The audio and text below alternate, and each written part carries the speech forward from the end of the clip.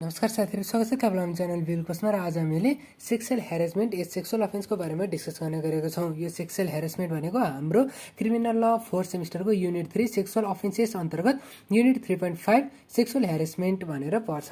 अब सेक्सुअल ह्यारेसमेन्टलाई नेपालीमा यौन दुर्व्यवहार भनिन्छ र आज हामीले सेक्सुअल अफेन्स भनेको के हो, सेक्सुअल ह्यारेसमेन्ट भनेको के हो र सेक्सुअल ह्यारेसमेन्टका लिगल प्रोभिजनहरू के छन्, यसका एलिमेन्टहरू के छन्, यो कति प्रकारले गरिन्छ र केही रिलिभेन्ट केसेसहरू हेर्नेछौँ।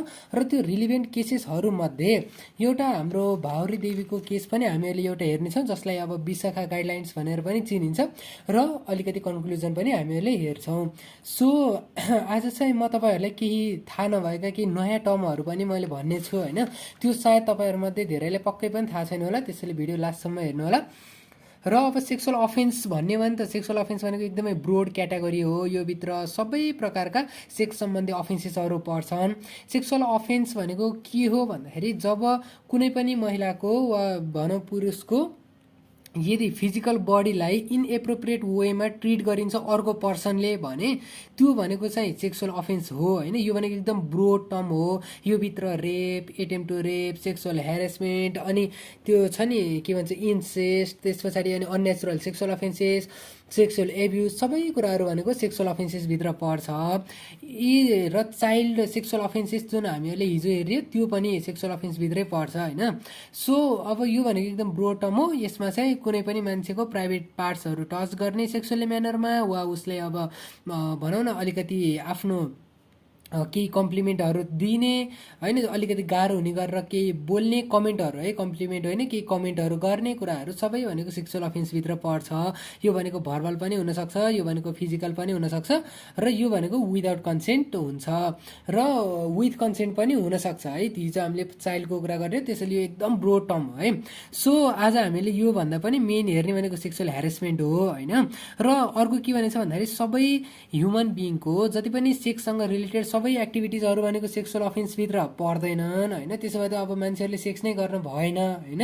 सो सेक्सुअल अफेन्सभित्र पर्नको लागि त्यो भनेको एन्टी सोसियल हुनुपर्छ, इमोरल हुनुपर्छ, हार्मफुल हुनुपर्छ र इनह्युमन एक्टिभिटिज हुनुपर्छ। जस्तै यदि यस्तो छैन भने, जस्तै दुईजना कपालहरू छन् तिनीहरू लफुल्ली म्यारिड छन् भने त तिनीहरूले जुन सेक्स सम्बन्धी एक्टिभिटिजहरू गर्छन् त्यो भनेको सेक्सुअल अफेन्सभित्र पर्दैन नि त होइन।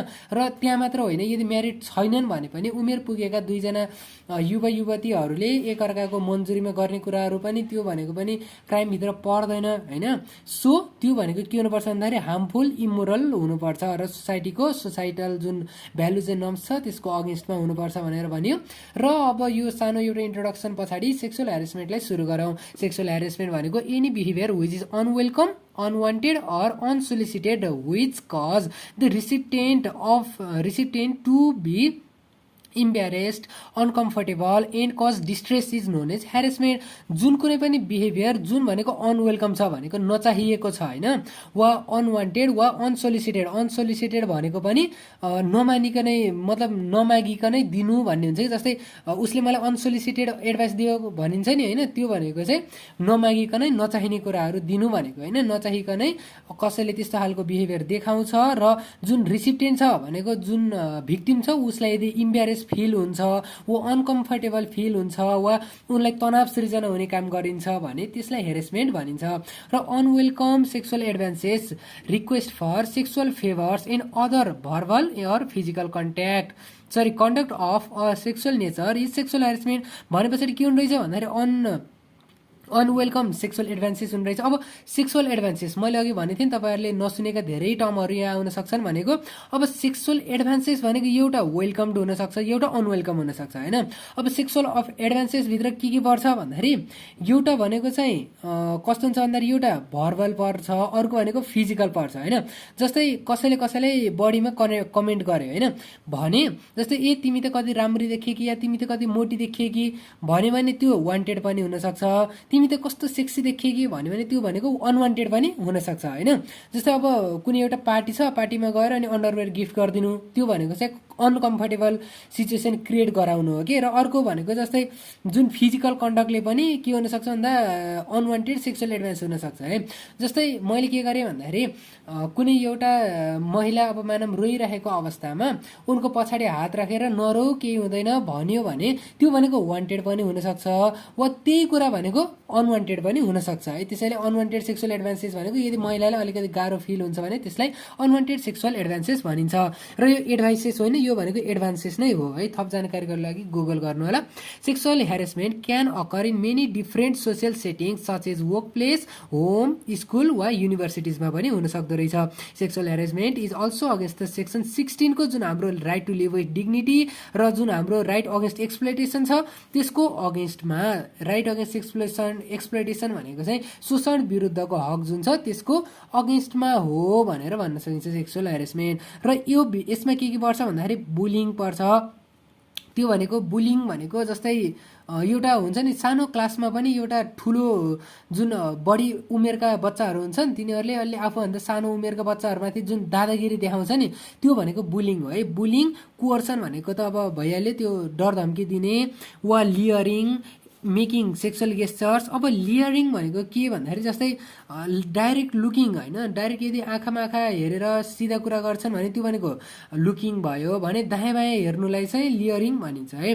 मेकिङ सेक्सुअल गेस्चर्स, अब जस्तै सेक्सुअल गेस्चर्स भनेको चाहिँ जुन औँलाको वा जिब्रोको वा लिप्सको जुन इसारा देखाइन्छ नि, गेस्चर्स भनेको इसारा हो क्या। त्यो सेक्सुअल गेस्चर्सहरू भनेको चाहिँ त्यो इसाराले हेरेस गर्ने कुराहरू हो। जस्तै जिब्रो पड्काउने, त्यस पछाडि नि लिप्सहरू हुन्छ नि त्यो अब लिप्सहरू पड्काउने, त्यो टोक्ने, ओठ टोक्ने, त्यस पछाडि त्यो औँलाको इसाराले गर्छ नि त्यो मतलब तपाईँले बुझ्नुभयो होला है। औँलाको इसाराले पनि त्यस्तो सेक्सुअल गेस्चर्सहरू देखाउनुलाई सेक्सुअल हेरेसमेन्ट गरेको भनिन्छ। अनि displaying sexually suggestive objects or pictures, cartoons or posters, making or using derogatory comment, slurs and joke etcetera. कसैलाई पनि कार्टुन्सहरू मतलब सेक्सुअली सजेस्टिभ अब्जेक्ट्सहरू देखाउनु वा जुन अर्को जुन डेरोगेटरी कमेन्ट भनेको चाहिँ अपमानजनक कमेन्ट्रीहरू गर्नु वा स्लर्स भनेको गाली गर्नु एटसेट्रा भनेको पनि के भित्र पर्छ भन्दा सेक्सुअल हेरेसमेन्ट भित्र पर्छ।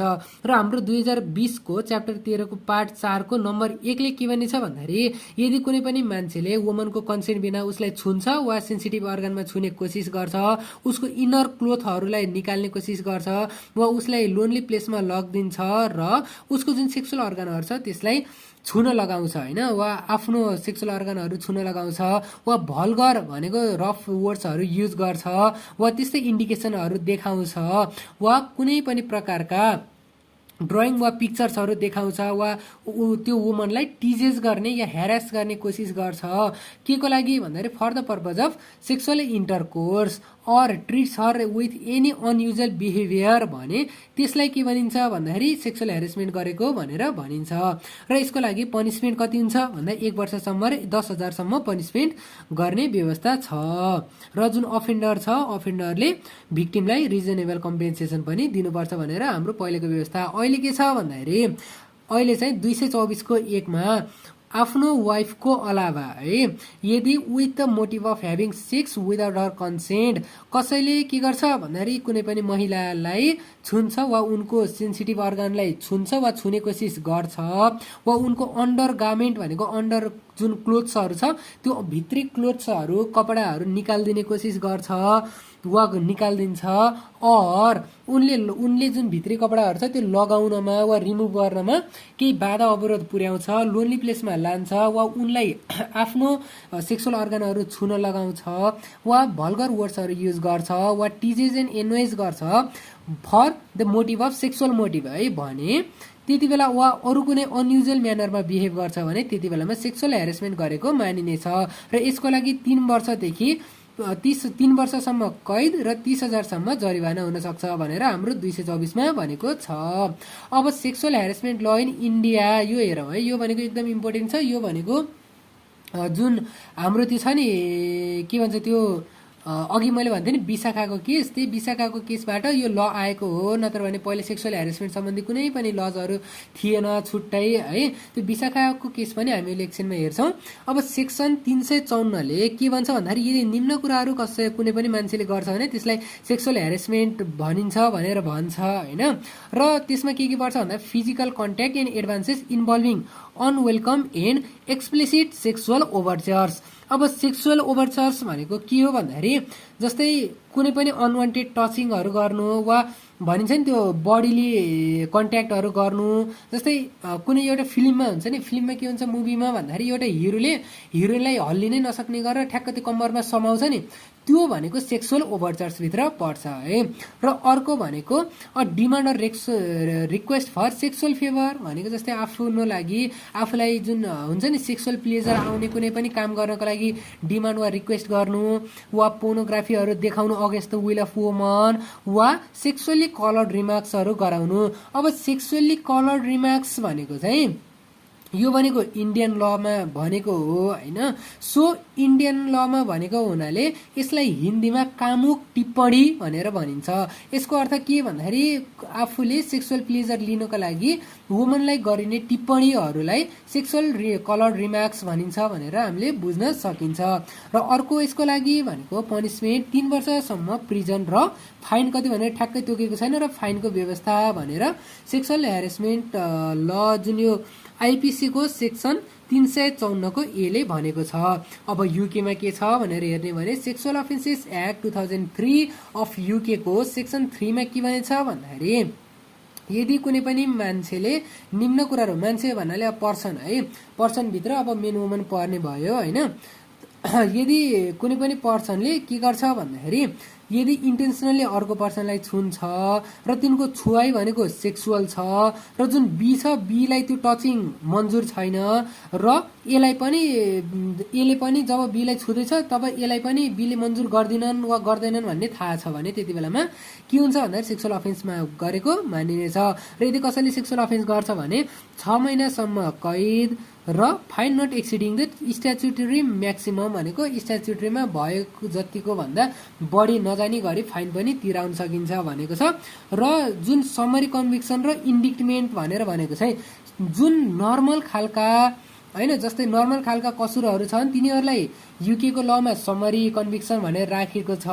जस्तै के भन्न सकिन्छ भन्दा जस्तै अब नर्मल भनेको जस्तै डिस्टर्ब गर्नु वा के भन्न सकिन्छ भन्दा जस्तै नर्मल्ली है, जस्तै पब्लिक प्लेसमा आफ्नो नेट पिक्चरहरू पठाउनु पब्लिकली वा भनौँ न अब जस्तै गर्न नहुने कुराहरू गर्नु कि मतलब सामान्य कुराहरू गरेर यदि कसैले सेक्सुअल ह्यारेस गर्छ भने त्यसलाई समरी कन्भिक्सन भनिन्छ भने अलिकति जुन गम्भीर प्रकारका कसुरहरू छन् त्यो गम्भीर प्रकारका कसुरहरूलाई इन्डिक्टमेन्ट भित्र भनेर युकेले राखेको छ होइन। त्यो भित्र चाहिँ अब जस्तै एग्राभेटेड सेक्सुअल अफेन्सेसहरू भनेको इन्डिक्टमेन्ट भित्र पर्ने भयो। र जुन नर्मल कन्भिक्सनहरू छ, नर्मल कन्भिक्सन हो भने 6 महिनासम्म सजाय हुने भयो भने ठुला सेक्स सम्बन्धी अफेन्सहरूलाई के गर्ने भयो भन्दाखेरि 10 वर्षसम्म सजाय हुने भयो। अब नेपालको केसमा हेर्ने हो भने sexual harassment at workplace prevention act 2071 छ र यसले sexual harassment at the workplace elimination act 2071 ले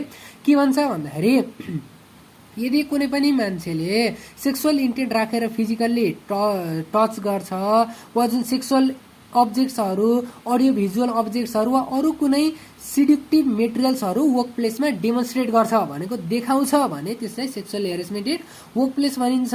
र यसको लागि पनिसमेन्ट भनेको एउटा 6 महिनासम्म पनिसमेन्ट हुन्छ, अर्को भनेको 50,000 जरिमाना हुन्छ वा दुवै हुन्छ। However the law has a provision of reconciliation भनेको मेलमिलाप गराउने पनि प्रोभिजन छ। As well that has very high chances to turn victim hostile. त्यसले गर्दाखेरि जुन भिक्टिम छन् भिक्टिमलाई होस्टाइल गराउने पनि धेरै चान्सेसहरू हुन्छ। दिस एक्ट अब अर्को के हुन्छ भन्दाखेरि जस्तै कुनै पनि एउटा भिक्टिम छन् होइन, अनि भिक्टिमलाई यदि अब मेलमिलाप गर भन्यो भने भिक्टिमलाई त अब भिक्टिम रिसाउने त धेरै चान्सेसहरू नै हुन्छ होइन। जुन भिक्टिम छ अब भिक्टिम भनेको अलिकति अब शत्रु हुने पनि अलिकति चान्सेसहरू हुन्छ, भिक्टिमलाई भनेको त्यो मेलमिलाप मन नपर्न सक्छ होइन। सो अर्को भनेको this act also includes complaint mechanism. हेर्नुहोस् है यो एक्टमा के रहेछ भन्दाखेरि एउटा कम्प्लेन गर्ने एउटा मेकानिजम रहेछ, अनि responsibility and duties of the employer and victim protection. जस्तै हाम्रो जुन विशाखा गाइडलाइन्स छ त्यसमा पनि के भनेको छ भन्दाखेरि कुनै पनि यदि कुनै ठाउँमा वर्क प्लेसमा यदि के हुन्छ भन्दाखेरि यदि कुनै महिलालाई ह्यारेस हुन्छ होइन भने उनको बिहाफमा इम्प्लोयरले कम्प्लेन गरिदिनुपर्छ भन्ने व्यवस्था छ कि। किन भन्दा त्यो महिलाले आफै कम्प्लेन गर्न जाँदा उनलाई थप ह्यारेसमेन्ट हुनसक्छ, उनलाई गाह्रो हुनसक्छ होइन, र त्यसैले गर्दाखेरि उनको बदनामी नहोस् भनेर पनि उनलाई थप गाह्रो नहोस् भनेर उनको बिहाफमा इम्प्लोयरले कम्प्लेन गरिदिनु पर्ने कुराहरू पनि छ। र अब अगाडि जाउँ complain mechanism under this act. अब कम्प्लेन मेकानिजम कस्तो रहेछ भन्दाखेरि इन्टरनल्ली हेर्ने हो भने त्यो जुन इम्प्लोयर वा म्यानेजरको लेभलमा हेर्ने हो भने जुन भिक्टिम छन्, भिक्टिम र एकजको बिचमा दुईजनाको आपसी समझदारीमा मेलमिलाप गराउन सकिन्छ। रिक्वायर द पर्पिट्रेटरलाई जुन हेरेस गर्ने मान्छे छ त्यसलाई ल तैँले गर अब भिक्टिमलाई माफी माग भन्न पनि सकिन्छ। वा जुन भिक्टिम छन्, भिक्टिम छिन् उनलाई कम्पेन्सेसनको व्यवस्था पनि गर्न सकिन्छ। टेक डिपार्टमेन्टल एक्सन वा जुन पर्पिट्रेटर छन् तिनीहरूमाथि डिपार्टमेन्टल एक्सन पनि लिन सकिन्छ। जस्तै तिनलाई 3-4 दिनको लागि इस्तिफा मतलब जबबाट 3-4 दिनको लागि रेस्ट दिने होला वा स्यालेरी काट्ने होला होइन, वा अरू कुनै डिपार्टमेन्टल एक्सनहरू पनि लिन सकिन्छ। Pursuant to the internal employee service rule.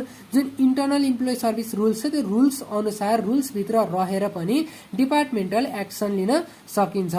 If no action is taken within 15 days, यदि 15 दिनभित्रमा कुनै पनि एक्सन लिन्न होइन, जस्तै माफी मगाउने कुराहरू वा कम्पेन्सेसन प्रोभाइड गर्ने कुराहरू केही पनि गरिँदैन भने एक्सटर्नल मेजर्सहरू पनि लिन सकिन्छ। त्यो एक्सटर्नल मेजर्स के भन्दाखेरि चिफ डिस्ट्रिक्ट अफिसकोमा जान सकिन्छ वा जुन इनिसियल कम्प्लेन ह्यान्डलिङ अथोरिटी छ त्यो थिम गएर कम्प्लेन पनि गर्न सकिन्छ। र यदि कुनैले पनि मानेनन् भने फाइनल डेस्टिनेसन भनेको कोर्टमा गएर त्यो जुन पर्पिट्रेटर छ त्यसको अगेन्स्टमा डाइरेक्ट कम्प्लेन पनि गर्न सकिन्छ। अब इलिमेन्ट्सहरू हेरौँ एक्टस रेस र मेन्सरियामा के हुन्छ भन्दाखेरि intention to sexually inducing motive without the consent of person हुन्छ। त्यो पर्सनको बिना कुनै कन्सेन्ट सेक्सुअली इन्ड्युस गर्ने मोटिभ हुन्छ भने एक्टस रियसमा अनवान्टेड अनवेलकम सेक्सुअल एक्टिभिटिजहरू अर्को पर्सनको माथि गरिन्छ। र टाइप्समा के पर्छ भन्दाखेरि 3 प्रकारले हामीले हेर्न सकिन्छ। एउटा भनेको भर्बल सेक्सुअल ह्यारेसमेन्ट, अर्को भनेको नन भर्बल सेक्सुअल ह्यारेसमेन्ट, र लास्टमा छ physical sexual harassment. Verbal sexual harassment भनेको बोलेर गर्ने ह्यारेसमेन्टहरू नामैले थाहा हुन्छ। फर इक्जाम्पल उनलाई अघि हामीले भन्यो नि डेरोगेटरी कमेन्टहरू गर्ने होइन, वा भनौँ न अब जस्तै तिमी त कति सेक्सी देखिए कि, वा भनौँ त्यो अर्को हुन्छ नि के अरे 24-36 के वाला फिगर छ भन्ने त्यस्तो खालको कुराहरू भर्बलले बोलेरै गर्न सकिन्छ। वा अर्को भनेको औँलाको इसाराले वा जिब्रो पड्काएर वा अघि हामीले के भन्यो जिब्रो ओठ टोकेर वा आँखा झिम्काएर नन भर्बल सेक्सुअल ह्यारेसमेन्ट गर्न सकिन्छ भने जुन भिक्टिम छन् भिक्टिमलाई अनकम्फर्टेबल हुने गरेर फिजिकल्ली टच गरेर पनि फिजिकल सेक्सुअल ह्यारेसमेन्ट गर्न सकिन्छ। जस्तै ब्याक रब गर्ने कुराहरू पनि भइ नै हाल्यो।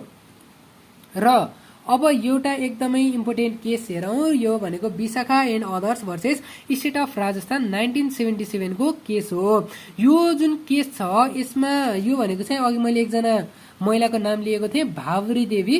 तिनले त जस्टिस पाइनन्, तर तिनले गर्दाखेरि एउटा सुप्रिम कोर्टले एउटा गाइडलाइन जारी गर्यो जसले गर्दाखेरि फाइनल्ली अघि हामीले जुन सुप्रिम कोर्टको इन्डियन पेनल कोडको त्यो जुन सेक्सुअल ह्यारेसमेन्टको जुन प्रोभिजनहरू देखियो नि हो त्यो प्रोभिजनहरू आउन सम्भव भयो।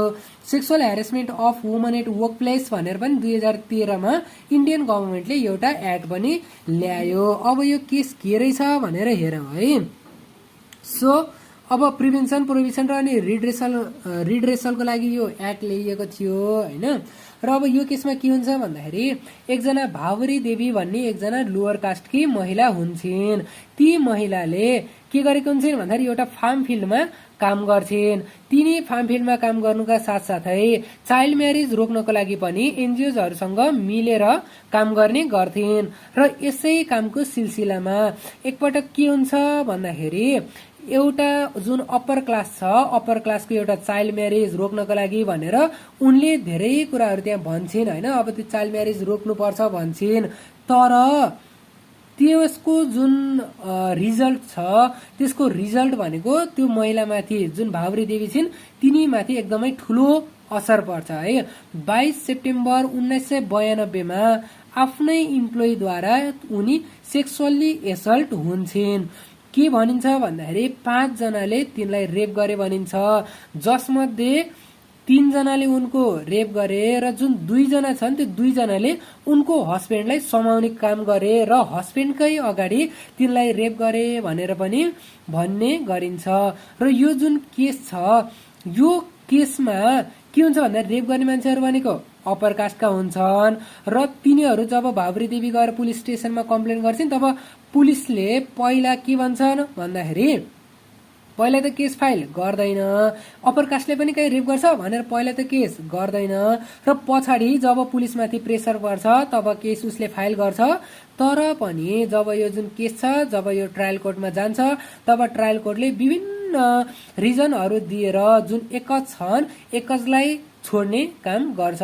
र त्यो मध्ये एउटा मेन रिजन भनेको कुनै पनि एउटा अप्पर कास्टले लोअर कास्टलाई रेप गर्न सक्दैन भन्ने रिजनिङ पनि हुन्छ। भने पछाडि त्यति बेलाको सोसाइटी कस्तो थियो इन्डियाको भनेर तपाईँले पनि बुझ्न सक्नुहुन्छ। सो यसरी के गर्छ भन्दाखेरि ट्रायल कोर्टले एकजलाई छोडिदिन्छ होइन। तर यो जुन केस छ यो केसमा भावरी देवीले त न्याय पाउँदिनन्, तर उनले गर्दाखेरि पछाडि एउटा जुन एनजिओ छ एउटा एनजिओले विशाखाको नाममा एउटा पिआइएल अर्थात् पब्लिक इन्ट्रेस्ट लिटिगेसन फाइल गर्छ। कहाँ गर्छ भन्दा पिआइएल फाइल गर्ने भनेको सुप्रिम कोर्टमा फाइल गर्छ। र त्यस पछाडि के भन्छ भन्दाखेरि सेक्सुअल ह्यारेसमेन्ट एट वर्क प्लेसलाई रोक्नको लागि एउटा गाइडलाइन चाहियो भनेर पनि भन्छन्। र त्यो जुन एनजिओ छ नि त्यो एनजिओले के भन्छ भन्दाखेरि कुनै पनि महिलालाई उसको उनको वर्क प्लेसमा सेक्सुअली ह्यारेस गर्नु भनेको इक्वालिटी बिफोर लको भाइलेसन हो, डिस्क्रिमिनेसन अन सेक्स हो, freedom on trade and commerce हो। त्यो भनेको कुनै पनि महिलालाई जब सेक्सुअल ह्यारेसमेन्ट गरिन्छ तब त उनी ट्रेडमा जान के हुन्छन् भन्दाखेरि ट्रेडमा जान भल्नेरेबल हुन्छन्, तिनी सहजै ट्रेड गर्न सक्दिनन्। त्यसैले फ्रिडम अन ट्रेडको पनि भाइलेसन हो र कतै न कतै उनको राइट टु लिभ विथ डिग्निटीमा पनि आघात पुर्याइएको छ भनेर जब एनजिओले विशाखाको नाममा, विशाखा भनेको एउटा फिक्सियस नेम हो है, जब विशाखाको नाममा पिआइएल फाइल गर्छ तब सुप्रिम कोर्टले विशाखा गाइडलाइन्स भनेर इस्यु गर्छ। र त्यो गाइडलाइन्स भनेको एउटा रुल्स एन्ड रेगुलेसनहरूको एउटा गाइडलाइन हो। त्यो गाइडलाइनमा के भनेको हुन्छ भन्दाखेरि सेक्सुअल ह्यारेसमेन्ट भनेको के हो, कुनै पनि एउटा इम्प्लोयरको के ड्युटिजहरू हुन्छन् होइन। जस्तै अब सेक्सुअल ह्यारेसमेन्ट भनेको के हो भन्दा त अघि हामीले जे कुराहरू भनिएको थियो त्यो सबै कुराहरू सेक्सुअल ह्यारेसमेन्ट भित्र पर्ने भयो होइन। त्यो अघि जुन के कलर्ड भनेर हामीले भनेको थियो नि सेक्सुअली कलर्ड रिमार्क्सहरू दिने होइन। र ड्युटिज अफ इम्प्लोयर के हुन्छ भन्दाखेरि to file complaint on behalf of female, कुनै पनि यदि फिमेल हेरेस हुन्छ भने उनको बिहाफमा कम्प्लेन्ट फाइल गर्ने भनेको इम्प्लोयरको ड्युटी हुन्छ। र त्यसै गरी कम्प्लेन रिड्रेसल कमिटी पनि इस्टाब्लिस गरिनुपर्छ भनेर विशाखा गाइडलाइन्समा लेखिएको हुन्छ। र त्यस पछाडि के पनि भन्छ विशाखा गाइडलाइन्समा सुप्रिम कोर्टले भन्दाखेरि जुन यो भित्र छ नि जुन त्यो अवेरनेस फैलाउनको लागि पनि धेरै कामहरू गर्नुपर्छ भनेर भन्छ। र लास्टमा के हुन्छ भन्दाखेरि यो कुराहरू भनेको पुलिसमा पनि लग्नुपर्छ। र गभर्मेन्टको ड्युटी के हुन्छ भन्दाखेरि यो जुन गाइडलाइन्स छ यो गाइडलाइन्समा यदि पेनल्ली मतलब यदि कुनै सजाय भएन भने त गाइडलाइन्सको कुनै पनि महत्त्व हुँदैन। त्यसैले गभर्मेन्ट मेरो जुन यो गाइडलाइन छ यसलाई छिटो छरितो लेजिस्लेसनको रूप दिए भनेर के गर्छ भन्दाखेरि सुप्रिम कोर्टले गभर्मेन्टलाई पनि आदेश गर्छ। र त्यसैको जुन आदेश छ त्यसैको आदेश अनुरूप sexual harassment of woman at workplace भनेर prevention prohibition and redressal act 2013 आउँछ। सो बी शाखाको यही थियो केस। तपाईँहरूले यदि थप जान्नु छ भने म तपाईँले एउटा लिङ्क पनि दिन्छु, नभए तपाईँले युट्युबमा स्टडी आइक्यू एजुकेसन बी शाखा केस भनेर पनि हेर्न सक्नुहुन्छ। र अर्को जुन केस छ त्यो भनेको Pradeep Bhattarai versus government of Nepal decision number 10,280 को केस हो। यो केसमा सुप्रिम कोर्टले के भन्छ भन्दाखेरि sexual harassment offences include sexual violence but not rape. Sexual harassment भित्र सेक्सुअल भाइलेन्स पर्छ तर रेप पर्दैन। दुवै अफेन्समा के हुन्छ भन्दाखेरि सेक्सुअल हेरेसमेन्ट र रेपमा दुवैमा इन्टेन्सन टु रेप हुन्छ, तर सेक्सुअल हेरेसमेन्टमा के हुन्छ भन्दाखेरि सेक्सुअल भाइलेन्स मात्र हुन्छ, कुनै कम्प्लिट रेप हुँदैन भनेर यो केसमा भन्छ। सो अब some relationship in which sexual harassment could occur भनेर हेरौँ है।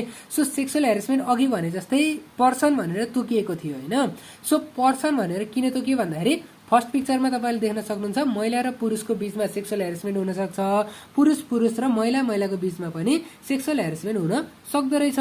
त्यसै गरी वर्क प्लेसमा बस र कोवर्कर्सको बिचमा पनि सेक्सुअल हेरेसमेन्ट हुन सक्दो रहेछ, र कोवर्कर्स र स्ट्रेन्जर्स या स्ट्रेन्जर्स र कोवर्कर्सको बिचमा पनि सेक्सुअल हेरेसमेन्ट हुन सक्दो रहेछ।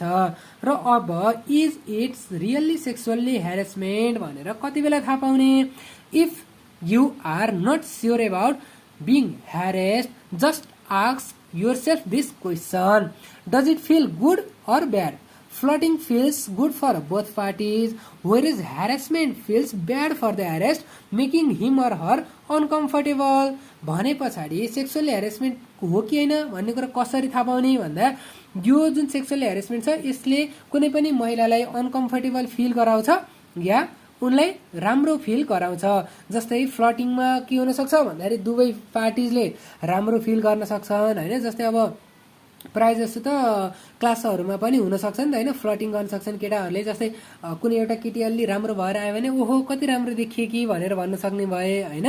वा जस्तै अब भनौँ न ओहो हाम्रो जुन जति पनि क्याम्पसका मान्छेहरू छन्, जस्तै कुनै एउटा महिलाले अब पिक्चर अपलोड गरिन् होइन भने अब मैले गएर के कमेन्ट गरिदिएँ भन्दाखेरि धेरै the reason why most of the students want to join Nepal law campus भनेर यदि मैले कुनै महिलाको मतलब कुनै साथीको होइन फेसबुकको पिक्चरमा गएर कमेन्ट गरिदिएँ भने त्यसलाई फ्लटिङ भन्दो रहेछ होइन। मैले पनि भर्खर थाहा पाएको।